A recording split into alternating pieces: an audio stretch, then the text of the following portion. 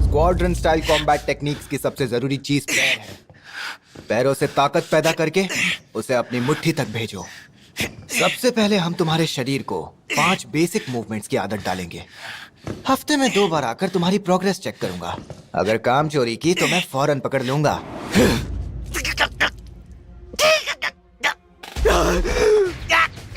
मेरी टांग लगता है टूट गई। अच्छा, स्क्वाड्रन स्टाइल कॉम्बैट टेक्निक सीख रहे हो? किकोरू, अच्छी बात है क्योंकि तुम हथियार तो इस्तेमाल नहीं कर सकते। क्या बोली? चुप रहो। पता है कितना मुश्किल है तो खुद करके मुझे दिखाओ। ये सब आता है क्योंकि मेरे पापा रोज प्रैक्टिस करते थे। अच्छा, डायरेक्टर करते थे? फिर तो मुझे और भी ज्यादा मेहनत करनी होगी। लगता है इसका दर्द गायब हो गया है। ये सही मौका है। तुम्हारे लिए एक छोटा सा तोहफा लाई हूँ। मेरा मोबाइल जो मुझसे छीन लिया गया था। वाइस कैप्टन हासेगावा ने तुम्हें देने के लिए कहा था।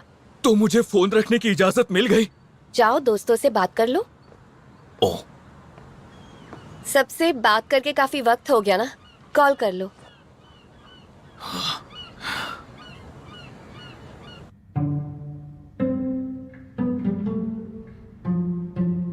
मुझे बात तो करनी है मगर समझ नहीं आ रहा है कि क्या कहूं।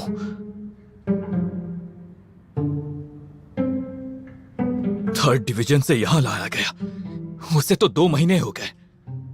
सब जानते हैं मैं काइजू नंबर 8 हूं, तो अब मेरे बारे में क्या सोचते होंगे?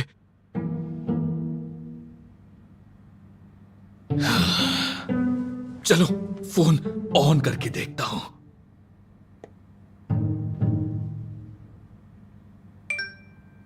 मैसेजेस।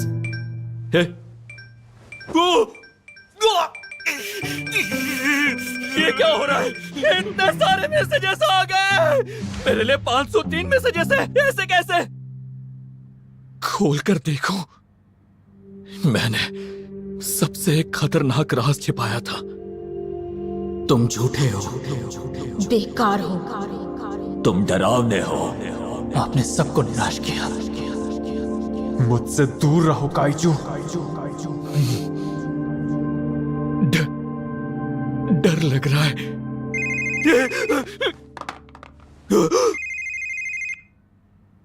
रेनो,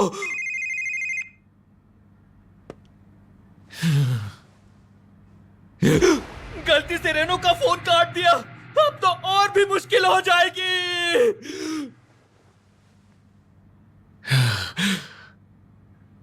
जाने दो, आज के दिन बंद ही रखता हूं।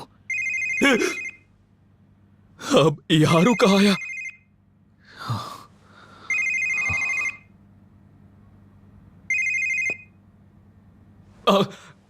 कैसे हो दोस्त? यारू? मेरा कॉल काटकर आपने इहारू का कॉल उठा लिया? हाँ रेनो तुम वो, अरे मैं जानबूझकर नहीं किया। ये मैंने सब बहाने मत बनाइए। पहले ये बताइए 2 महीनों से कॉल क्यों नहीं किया? अपने छोटे भाई को भूल गए क्या? मानता हूँ उन्होंने आपका फोन रख लिया था, पर किसी और के फोन से भी तो बात कर सकते थे ना। अरे वो मुझे इसकी इजाजत नहीं थी। हाँ जानता हूँ, पर कम से कम एक बार उनसे रिक्वेस्ट तो कर लेते। मैं शर्त लगाता हूँ आज किकोरो की वजह से आपको आपका फोन वापस मिला है। पता भी है मैं आपके बारे में सोचकर कितना परेशान था। माफ करना, यहां पर भी बहुत कुछ चल रहा था इसलिए। नहीं यार, ये भी एक बहाना होगा। मैं डर गया था। मुझे लगा कि तुम लोग वापस मुझे थर्ड डिवीजन का हिस्सा नहीं होने दोगे। मैं ही काइजू नंबर 8 हूं ये जानकर सब मुझे दुश्मन समझने लगे होंगे।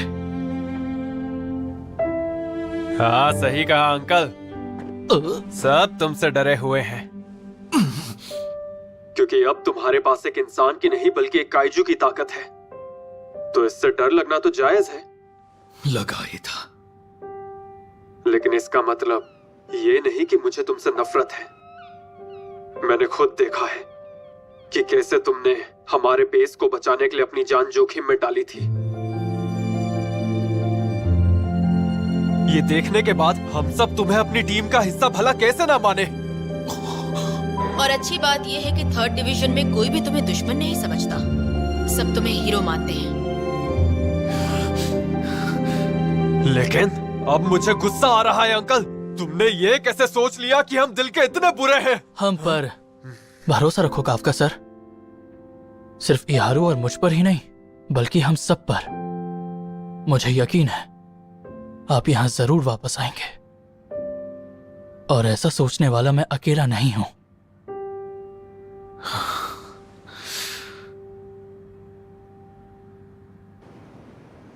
काफका हिबिनो, दोपहर की ग्रुप ट्रेनिंग में आ रहे हो ना? सबसे बात हो पाई या नहीं? अरे ऐसे कब तक वहां बैठे रहोगे? हाँ? रेनो और इहारू ने मेरी आंखें खोल दी। मेरी सोच बहुत गलत थी। हाँ? हाँ?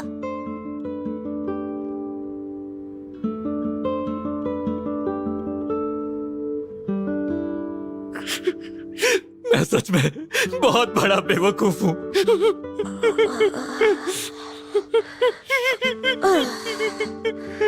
ये तो हम पहले से ही जानते थे ना। चलो तैयार हो जाओ, तुम्हें ट्रेनिंग की जरूरत है। रुको जरा, क्या तुम मुझे पहले से ही बेवकूफ समझती थी? अरे अब रोना बंद करो।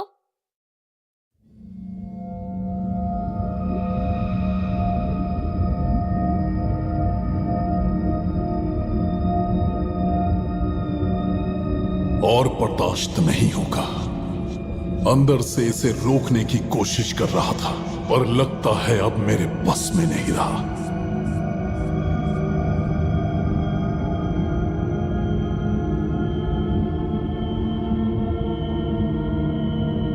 इनकी तादाद बढ़ती जा रही है, वो भी जैसा मैंने सोचा था उससे कहीं ज्यादा तेजी से।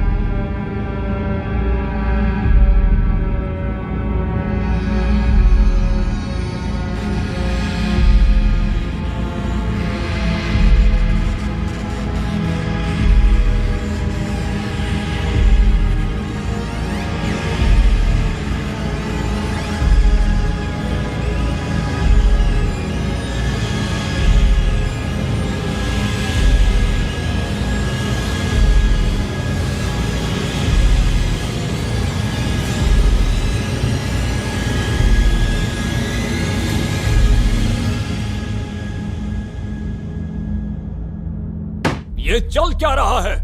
इस 1 महीने में 14 हमले हुए और हम एक से भी लड़ नहीं पाए। ऐसा तो पहले कभी नहीं हुआ। इन सभी हमलों में एक बात कॉमन है, डिफेंस फोर्स के पहुंचने से पहले ही काइजू गायब हो जाते हैं।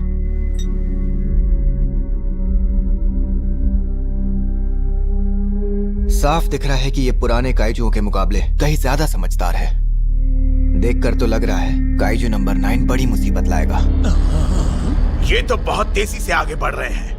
हाँ, काइजू नंबर 10 ने हमें जो जानकारी दी थी उससे भी तेज रफ्तार से नए काइजू बनने लगे हैं। अब हमें जल्द से जल्द तैयार रहना होगा।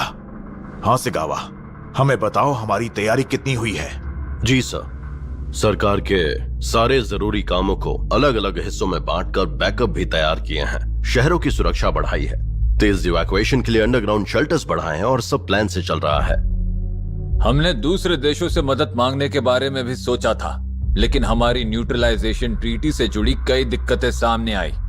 ऊपर से हमारी सरकार को इस बात का डर है कि काइजुओं से जुड़ी चीजें बाहर तेजी से स्मगल होने लगेंगी।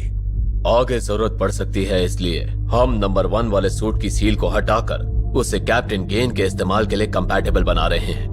नंबर 3, नंबर 5 और नंबर 7 वाले सूट के लिए काफी सारे काबिल उम्मीदवार सामने आए हैं और अभी सिर्फ इस बात का फैसला होना बाकी है कि इन्हें एक जगह रखें या देश की अलग अलग जगहों पर भेज दें। मुझे लगता है कि हम इस जंग के लिए अपनी सारी ताकत दांव पर लगा रहे हैं, लेकिन इस आओ को इतनी आसानी से हराने वाले काइजू जैसे अगर और काइजू आ जाते हैं तो मुश्किल बढ़ जाएगी।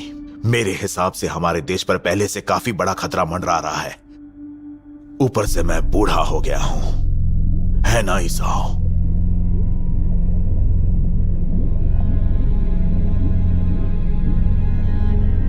दिमाग काम करना बंद कर रहा है। माफ करना। अब पूरे देश की सुरक्षा का जिम्मा तुम्हारे हाथों में है। कैप्टन गेन, कैप्टन मीना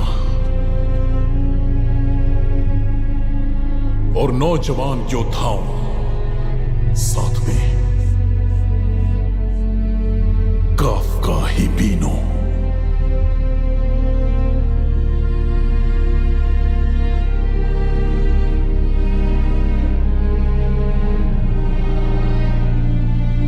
सब मिलकर देश के भविष्य को सुरक्षित रखना।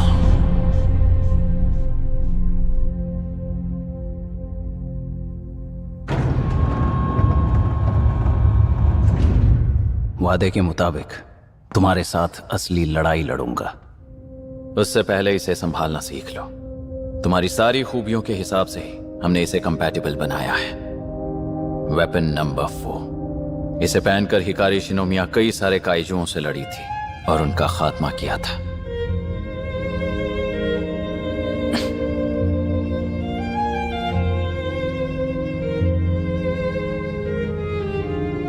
पापा के बलिदान का बदला लेना है। मम्मा, मेरी मदद करना। अब अगली खबर देखते हैं। 3 महीने पहले कई काइजुओं के हमले का सेना जवाब नहीं दे पाई थी। उसके बाद से काइजुओं के हमले अचानक बंद हो गए हैं और अब तक कोई भी काइजू नहीं ये तो काफी अजीब है ना? दिखा था, आप चिंता मत करो मम्मा। 9 नंबर फिर आया तो फिर वो मिस्टर काइजू आकर उसे फिर मार देंगे। ये भूकंप कहां से आ गया? कैप्टन गेन और किकोरू प्रैक्टिस कर रहे हैं। वो दोनों हर रोज एनहांस्ड फोर्टिफाइड ट्रेनिंग रूम में ट्रेनिंग लेते रहते हैं। तो ये नंबर्स वेपन पहनने वालों के बीच की लड़ाई है। हमारे देश का भविष्य दांव पर है और इस वक्त डाइवा नंबर 2 में इतिहास की सबसे बड़ी जॉइंट प्रैक्टिस शुरू हो चुकी होगी।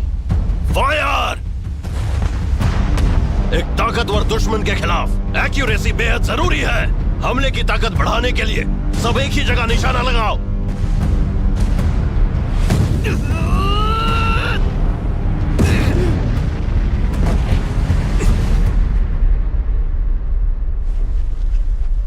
आहा, ये हमला एकदम जोरदार था ना? मेरी असली ताकत को मैंने महसूस किया और सीधे मुक्का जड़ दिया। अब मेरी बारी। ओ?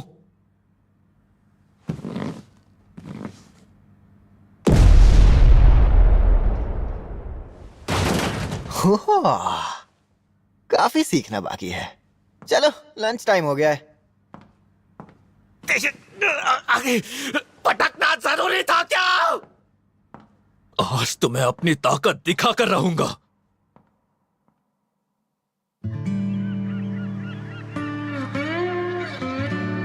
यहां से नजारा सच में शानदार दिखता है, लेकिन आज मैं अकेला कहां बैठकर खाना खाऊं?